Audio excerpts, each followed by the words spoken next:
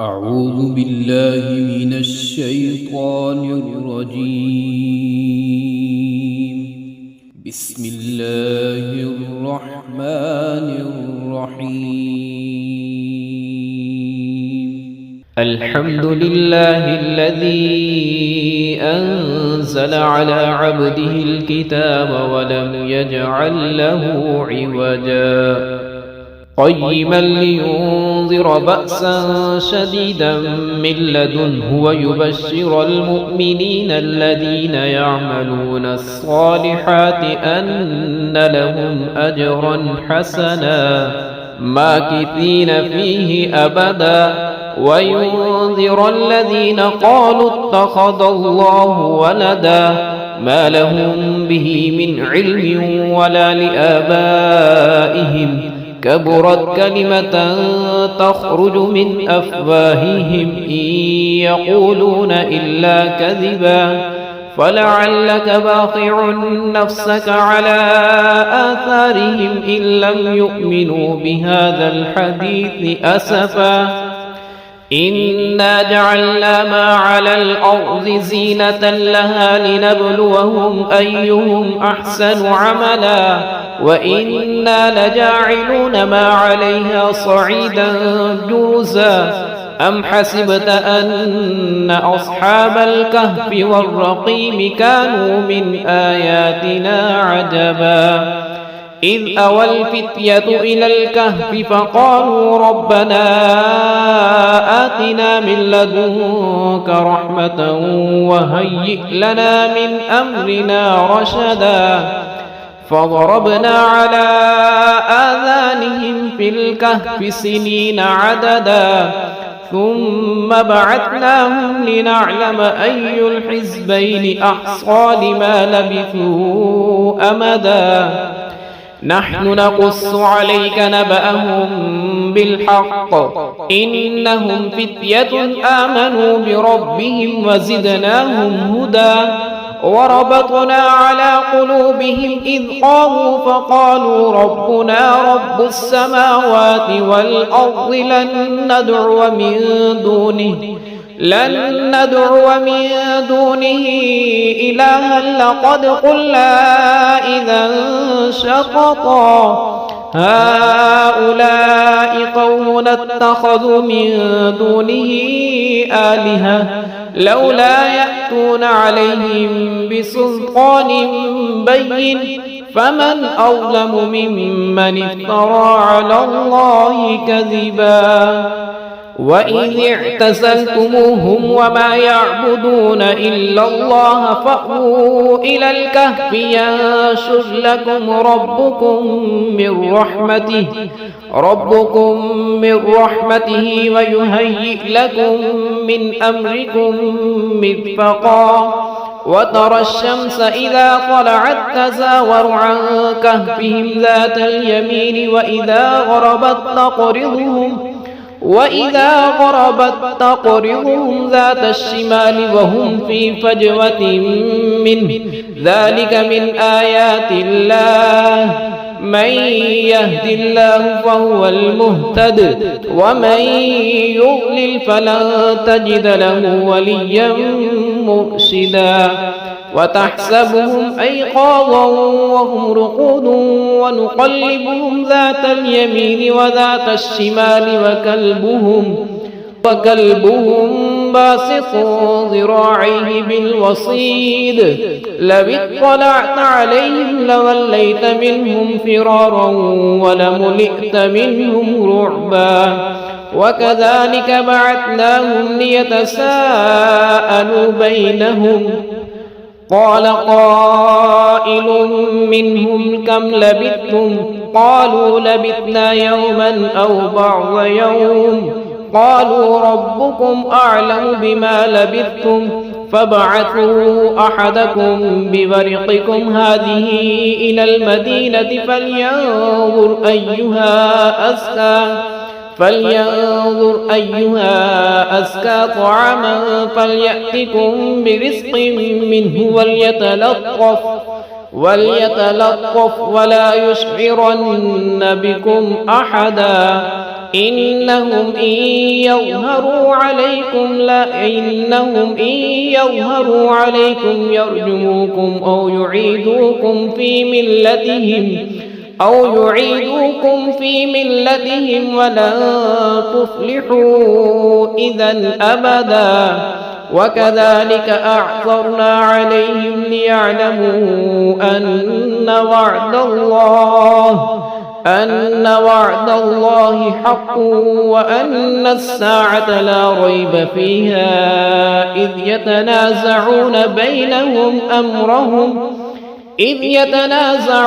بينهم أمرهم فقالوا بنوا عليهم بنيانا ربهم أعلم بهم قال الذين غلبوا على أمرهم لنتخذن عليهم مسجدا. سيقولون ثلاثة رابعهم كلبهم ويقولون خمسة سادسهم كلبهم رجما بالغيب ويقولون سبعة وثامنهم كلبهم قل ربي أعلم بعدتهم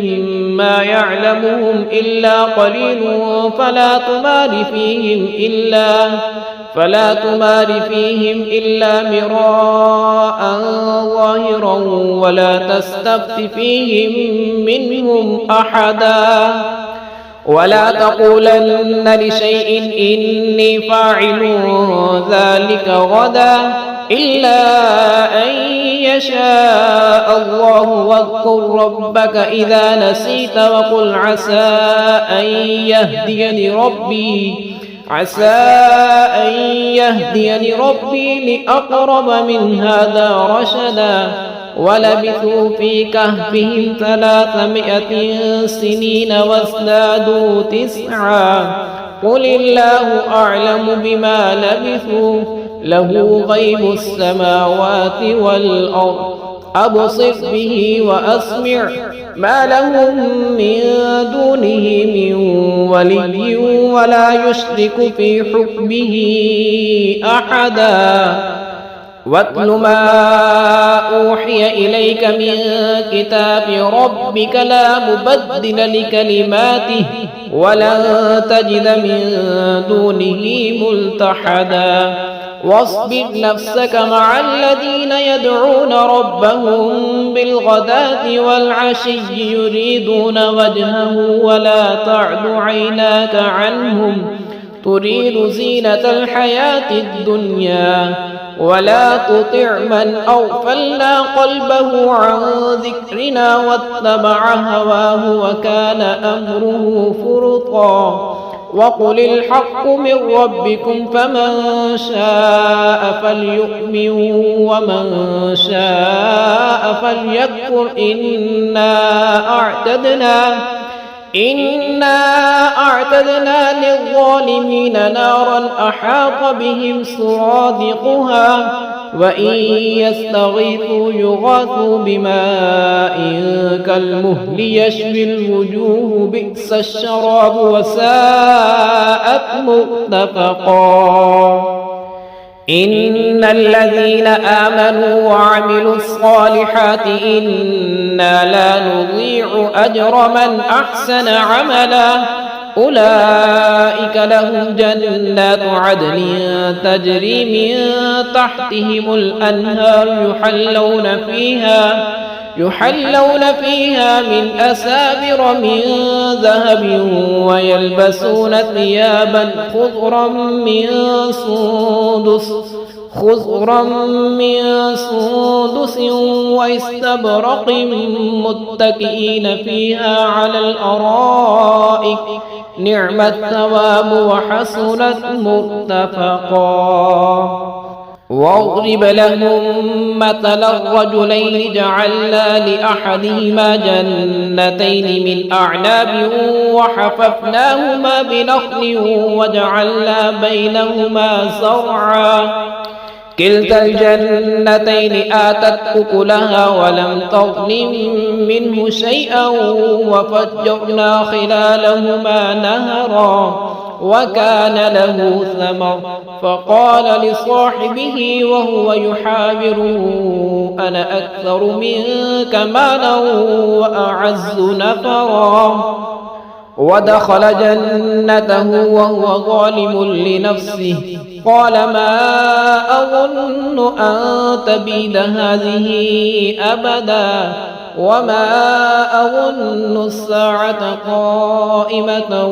ولئن رددت إلى ربي لأجدن خيرا منها منقلبا قال له صاحبه وهو يحاوره أكفرت بالذي خلقك من تراب ثم من نطفة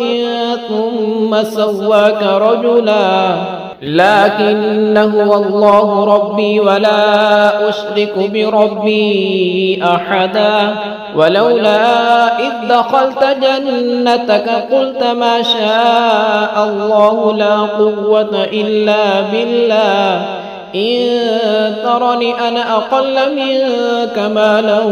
وولدا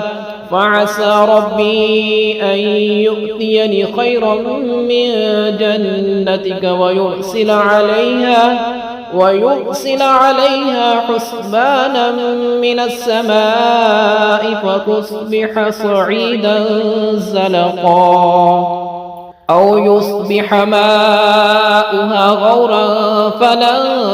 تستطيع له طلبا وأحيط بثمره فأصبح يقلب كفيه على ما أنفق فيها وهي خاوية على عروشها ويقول يا ليتني لم أشرك بربي أحدا ولم تكن له فئة ينصرونه من دون الله وما كان منتصرا هنالك الولاية لله الحق هو خير ثوابا وخير عقبا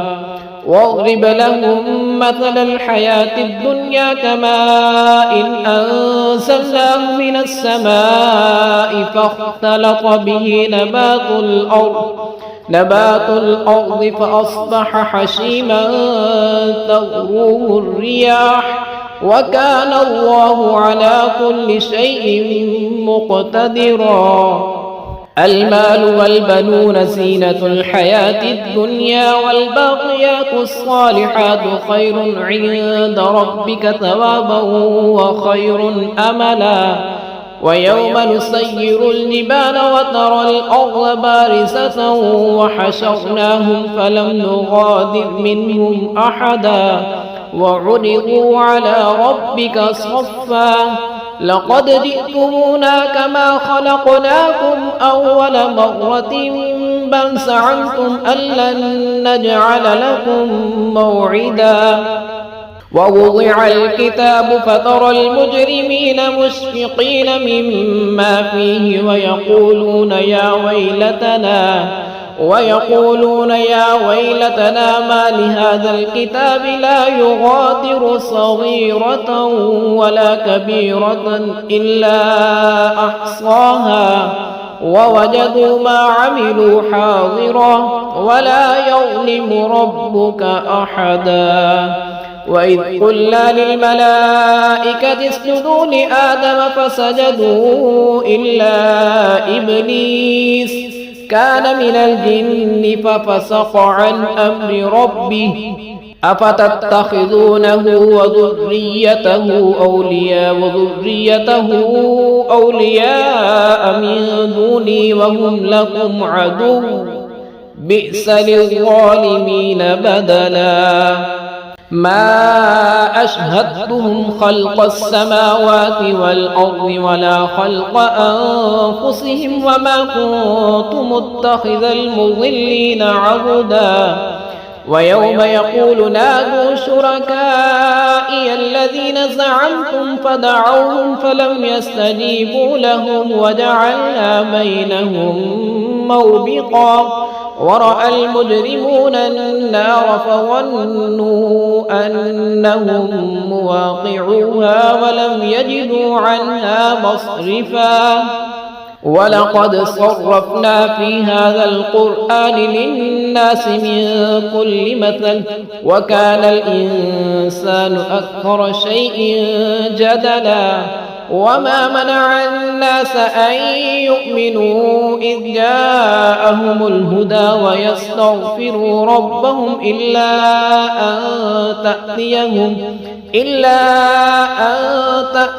سنة الأولين أو يأتيهم العذاب قبلا وما نرسل المرسلين إلا مبشرين ومنذرين ويجادل الذين كفروا بالباطل ليدحضوا به الحق واتخذوا آياتي وما أنذروا هزوا ومن أظلم ممن ذكر بآيات ربه فأعرض عنها ونسي ما قدمت يداه إنا جعلنا على قلوبهم أكنة أن يفقهوه وفي آذانهم وقرا وإن تدعوهم إلى الهدى فلن يهتدوا إذا أبدا وربك الغفور ذو الرحمة لو يؤاخذهم بما كسبوا لعجل لهم العذاب بل لهم موعد لن يجدوا من دونه موئلا وتلك القرى أهلكناهم لما ظلموا وجعلنا لمهلكهم موعدا وإذ قال موسى لفتاه لا أبرح حتى أبلغ مجمع البحرين أو أمضي حقبا فلما بلغا مجمع بينهما نسيا حوتهما فاتخذ سبيله في البحر سربا فلما جاوزا قال لفتاه آتنا غداءنا لقد لقينا من سفرنا هذا نصبا قال أرأيت إذ أوينا إلى الصخرة فإني نسيت الحوت وما أنسانيه إلا الشيطان أن أذكره واتخذ سبيله في البحر عجبا قال ذلك ما كنا نبغي فارتدا على آثارهما قصصا فوجدا عبدا من عبادنا آتيناه رحمة من عندنا وعلمناه من لدنا علما قال له موسى هل أتبعك على أن تعلمني مما علمت رشدا قال إنك لن تستطيع معي صبرا وكيف تصبر على ما لم تحط به خبرا قال ستجدني إن شاء الله صابرا ولا أعصي لك أمرا قال فإن اتبعتني فلا تسألني عن شيء حتى أحدث لك منه ذكرا فانطلقا حتى إذا ركبا في السفينة خرقها قال أخرقتها لتغرق أهلها لقد جئت شيئا إمرا قال ألم أقل إنك لن تستطيع معي صبرا قال لا تؤاخذني بما نسيت ولا ترهقني من أمري عسرا فانطلقا حتى إذا لقيا غلاما فقتله قال أقتلت نفسا زكية بغير نفس لقد جئت شيئا نكرا قال ألم أقل لك إنك لن تستطيع معي صبرا قال إن سألتك عن شيء بعدها فلا تصاحبني قد بلغت من لدني عذرا فانطلقا حتى إذا أتيا أهل قرية استطعما أهلها فأبوا أن يضيفوهما فوجدا فيها جدارا يريد أن ينقض فأقامه قال لو شئت لاتخذت عليه أجرا قال هذا فراق بيني وبينك سأنبئك بتأويل ما لم تستطع عليه صبرا أما السفينة فكانت لمساكين يعملون في البحر فأردت أن أعيبها وكان وراءهم ملك يأخذ كل سفينة غصبا وأما الغلام فكان أبواه مؤمنين فخشينا أن يرهقهما طغيانا وكفرا فأردنا أن يبدلهما ربهما خيرا منه زكاة وأقرب رحما وأما الجدار فكان لغلامين يتيمين في المدينة وكان تحته كنز لهما وكان أبوهما صالحا فأراد ربك أن يبلغا أشدهما ويستخرجا كنزهما رحمة من ربك وما فعلته عن أمري ذلك تأويل ما لم تستطع عليه صبرا ويسألونك عن ذي القرنين قل سأتلو عليكم منه ذكرا إنا مكنا له في الأرض وآتيناه من كل شيء سببا فأتبع سببا حتى إذا بلغ مغرب الشمس وجدها تغرب في عين حمئة ووجد عندها قوما قلنا يا ذا القرنين إما أن تعذب وإما أن تتخذ فيهم حسنا قال أما من ظلم فسوف نعذبه ثم يرد إلى ربه فيعذبه عذابا نكرا وأما من آمن وعمل صالحا فله جزاء الحسنى وسنقول له من أمرنا يسرا ثم أتبع سببا حتى إذا بلغ مطلع الشمس وجدها تطلع على قوم لم نجعل لهم من دونها سترا كذلك وقد أحطنا بما لديه خبرا ثم أتبع سببا حتى إذا بلغ بين السدين وجد من دونهما قوما لا يكادون يفقهون قولا قالوا يا ذا القرنين إن يأجوج ومأجوج مفسدون في الأرض فهل نجعل لك خرجا على أن تجعل بيننا وبينهم سدا قال ما مكنني فيه ربي خير فأعينوني بقوة أجعل بينكم وبينهم ردما آتوني زبر الحديد حتى إذا ساوى بين الصدفين قال انفخوه حتى إذا جعله نارا قال آتوني أفرغ عليه قطرا فما استطاعوا أن يظهروه وما استطاعوا له نقبا قال هذا رحمة من ربي فإذا جاء وعد ربي جعله دكا وكان وعد ربي حقا وتركنا بعضهم يومئذ يموج في بعض ونفخ في الصور فجمعناهم جمعا وعرضنا جهنم يومئذ للكافرين عرضا الذين كانت أعينهم في غطاء عن ذكري وكانوا لا يستطيعون سمعا أفحسب الذين كفروا أن يتخذوا عبادي من دوني أولياء إنا أعتدنا جهنم للكافرين نزلا قل هل ننبئكم بالأخسرين أعمالا الذين ضل سعيهم في الحياة الدنيا وهم يحسبون أنهم يحسنون صنعا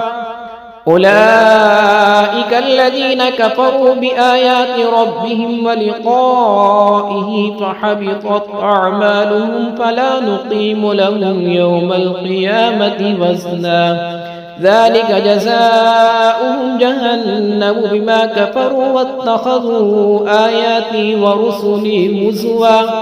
إن الذين آمنوا وعملوا الصالحات كانت لهم جنات الفردوس نزلا خالدين فيها لا يبغون عنها حولا قل لو كان البحر مدادا لكلمات ربي لنفد البحر قبل أن تنفد كلمات ربي ولو جئنا بمثله مددا قل إنما أنا بشر مثلكم يوحى إلي أنما إلهكم إله واحد فمن كان يرجو لقاء ربه فليعمل عملا صالحا ولا يشرك بعبادة ربه أحدا.